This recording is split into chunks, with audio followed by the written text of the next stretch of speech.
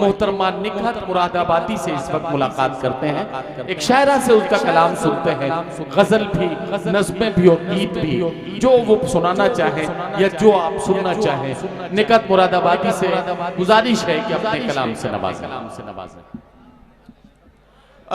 रिजवान ठेकेदार साहब हमारे मुअज़्ज़िज़ मेहमान हैं, यहाँ तशरीफ रखते हैं। मैं मुशायरा कमेटी की तरफ से उनका शुक्रगुजार हूँ कि वो यहाँ तशरीफ रखते हैं।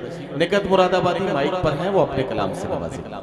अस्सलाम वालेकुम दोस्तों, एक शेर पढ़ के मैं जगह लूँगी।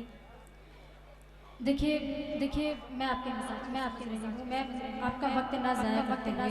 एक शेर पढ़ती हूँ। देखिए अब अंधेरों से डर नहीं मुझको, रात भी रोशनी लगती है।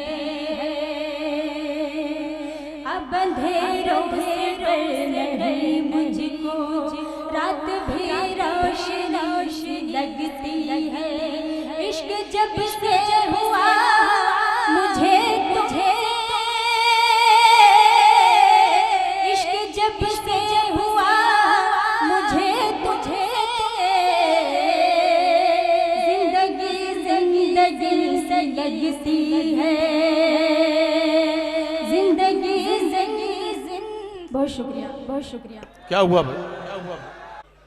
गीत का मुखड़ा पढ़ती हूँ जी। जो मुझको करना था इनकार,